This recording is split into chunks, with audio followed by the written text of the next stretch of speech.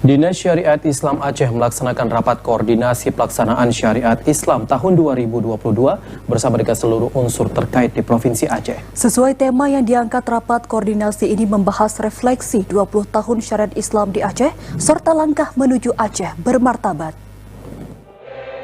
Dinas Syariat Islam Aceh menggelar rapat koordinasi pelaksanaan Syariat Islam tahun 2022 berlangsung di Banda Aceh. Dinas Syariat Islam dari 23 kabupaten kota di Aceh, para penegak hukum serta lembaga keagamaan dan akademisi kampus ikut serta dalam rakor ini. Adapun tema yang diangkat dalam rapat koordinasi pelaksanaan Syariat Islam tahun 2022, refleksi 20 tahun Syariat Islam di Aceh serta langkah menuju Aceh bermartabat. Kepala Dinas Syariat Islam Aceh Dr. MK Alidar dalam sambutannya menyebutkan rapat koordinasi pelaksanaan Syariat Islam merupakan kegiatan strategis dalam rangka menciptakan kesamaan persepsi antar lembaga, pemerintah dan swasta sebagai penyelenggara negara khususnya yang berkaitan dengan pelaksanaan Syariat Islam di Aceh yang dideklarasikan sejak tahun 2002, 20 tahun silam.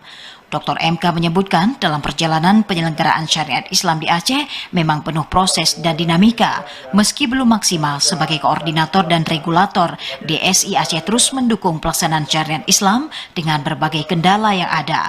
Seperti hal teknis, salah satunya masih lemahnya pendanaan pelaksanaan Syariat Islam di kabupaten kota di Aceh. Untuk itu ia berharap rakor pelaksanaan Syariat Islam tahun 2022 yang mengangkat tema refleksi 20 tahun Syariat Islam di Aceh, satukan langkah menuju Aceh bermartabat, menjadi momentum dialog dan diskusi, menyampaikan saran dan masukan, mencari jalan keluar sehingga kewenangan khusus dan penyelenggaraan keistimewaan Aceh ini berjalan sesuai harapan. Sebagai koordinator, fasilitator dan regulator, tentu DSI mendukung terus pelaksanaan ini. Nah, itulah yang selama ini kita lakukan. Memang kendala-kendalanya banyak di hal-hal yang teknis. Secara regulasi tidak ada masalah sebenarnya. Di teknis itu yang menjadi masalah. Sebagaimana kita sampaikan tadi, bagaimana pendanaan terhadap pelaksanaan Syariat Islam ini harus kita akui masih sangat lemah. Walaupun kanun sudah menyampaikan ada 5% untuk Syariat Islam dan seterusnya. Tetapi dalam prakteknya kita melihat bahwa sangat-sangat lemah. Teman-teman di kabupaten kota merasakan itu.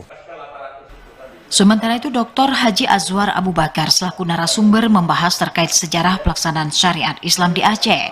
Ia menjelaskan pelaksanaan Syariat Islam berlangsung sejak zaman kerajaan Islam ratusan tahun silam dengan berbagai kendala dan tantangannya.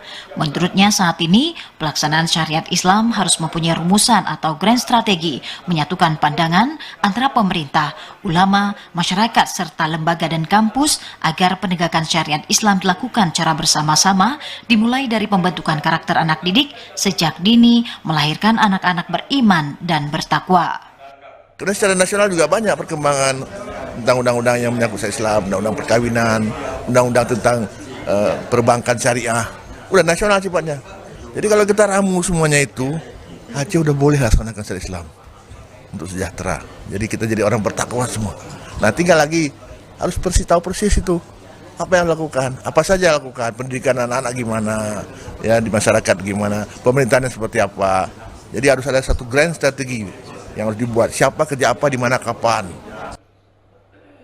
Sementara panitia Yeni Triana melaporkan rapat koordinasi pelaksanaan Syariat Islam tahun 2022 diikuti oleh 100 peserta, terdiri dari unsur Kepala Dinas Syariat Islam Kabupaten Kota, Kasatpol PP dan WH Kabupaten Kota, Mahkamah Syariah Kabupaten Kota, SKPA, instansi vertikal dan beberapa lembaga keagamaan terkait.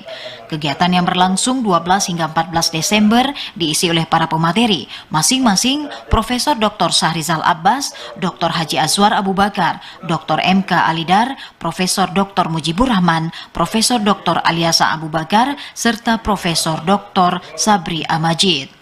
Tim Liputan TVRI Aceh melaporkan.